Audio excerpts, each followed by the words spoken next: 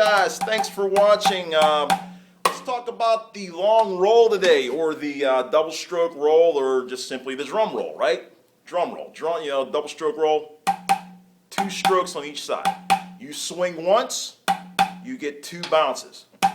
You swing once, the stick bounces twice.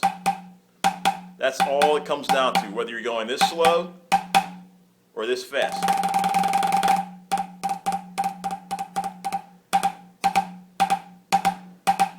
If I'm playing this, my hands are just going like this. Bop, bop, bop, bop, bop, bop. See, I'm still just going like this in my hands, but now I just let that stick bounce for that second stroke, right? Now that's the thing that people don't realize whenever they're having trouble with playing a roll. You know, they come into my studio, even if they've been playing for like 20 or 30 years, and they say, you know, I've never quite gotten around to learning how to play a drum roll, and okay, let's hear you play something, and this is what I get. Right? They're just, they're killing themselves, and it's just like, okay, guys, you don't just sit back, take a deep breath, take one hand, and just don't do anything. Just pick it up and just throw it down. See how many times you hit that drum? You hit it about 6 times right there. Do that again, and then they go, okay, here you go. Oh my goodness, look at all that action I got. I didn't have to do anything. That's the thing. The stick does all the work. But and what makes it even easier when you're doing the drum roll, you throw that stick up for the upstroke, and you just let it bounce twice. Done. Done. Done. Now that implies too that you know how to hold the stick well, right? You know, whatever your grip is, if you're a mauler or if you're a free hand guy or a wrist stroke guy, whatever it is, or person, I shouldn't say just say guy. There's a lot of female drummers here too. But see, your grip has to be nice and loose and controlled, right? There's got to be some kind of a fulcrum, wherever, if the stick's, it's got to have a point where it pivots, right? If your free hand is usually up near the top of your grip. If you're a mauler, it's probably somewhere else, but which I'm not really into too much, so I couldn't really tell you much about mauler grip anyway. But there is usually some kind of a fulcrum, some kind of point where the stick is going to move within the stroke. The end result is that you got to let that stick bounce. The best way to get started and getting your rolls going is to play really soft. See, playing soft is the best way to develop control. See, when you're playing real soft like this, like I said in my other video, now you're thinking about what you're doing. See, if I'm up here like this,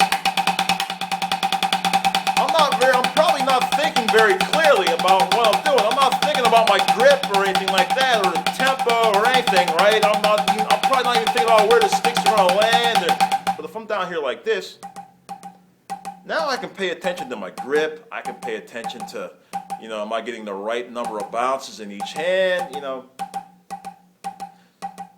And I can think, okay, am I holding that stick too tight? If I'm holding the stick too tight, and I try to play it soft, it's really not going to come out. It's going to really stick out like a sore thumb, right? So I'm thinking, okay, I got to, while you're playing really low like this, and you sound like this, which is obviously wrong, you can look down and say, oh, I'm holding that stick too tight, right? So I just loosen up. Hey, there you go. There you go. And then I just put that together. There's your roll, right? Now right here, this is the toughest part of playing the drum roll. That little kind of mid-tempo, because it's easy to do this. And it's pretty easy to even go like this, right? But it's really hard to go in the middle, because when you're in the middle, you're not stroking the stick out, and you're not letting it bounce all the way. It's not like you're just going, just letting it bounce. It's somewhere in between stroking it out with your fingers and letting it bounce. So that's the toughest part of playing a drum roll, and that's the part that people usually get stuck on. You know, like when they start off really slow and they try to build up speed, they get about right here and then they lock up, right? What you gotta do, you know, you can even feel it in your arms and everything, so you gotta loosen up your arms. So in other words, look down, pay more attention to what's going on in your hands. You know, and pay attention to the way the tension in your hands, the tension in your arms. Make sure everything's nice and loose. Look down at that stick, right? Really look down at your hand. Make sure you're not grabbing onto that stick with a death grip, right? If you're like this, you're wrong, right? You want to let it bounce. Maybe even just pull one stick away and just go like that. Okay, so after, you know, a week or two of just messing around with just playing it nice and slow, you'll in no time be able to play your roll nice and smooth. Make sure you're not getting this too. You're not getting this where it's only on the right hand, right? You want to get both sides nice and even. And you'll have your rolls, you know, mastered in no time, right? Be able to play them really soft, be able to play them really loud, and everything in between. And you know, the good news about learning how to play a drum roll, it's like a key, right? Once you've learned how to play the long roll, you've automatically learned how to play about 10 other rudiments. You've already learned how to play the 5-stroke roll, the 6-stroke roll, the 7-stroke, the 9-stroke, 11, 13, 15, and 17-stroke roll. All you have to do there is just vary how long you play the roll. And, you know, and it's also like a key, like, okay, if I can play a 6-stroke roll,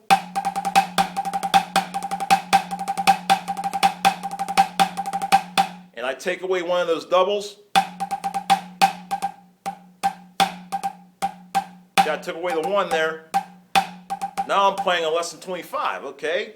So, long roll led to the 6-stroke roll, which led to the less than 25. If I can play a less than 25, guess what? If I add one more tap at the end,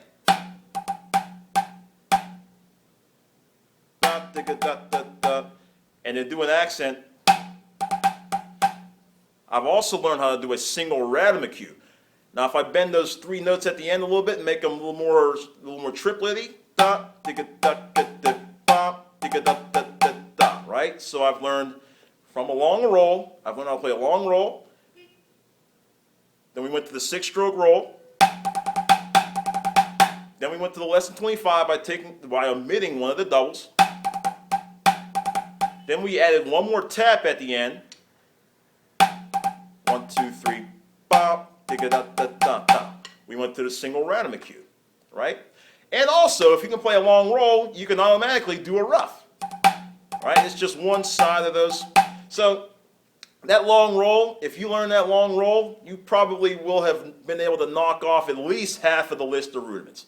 All right, guys, hey, stay tuned for more videos, and we will see you very soon. Keep practicing. Thanks.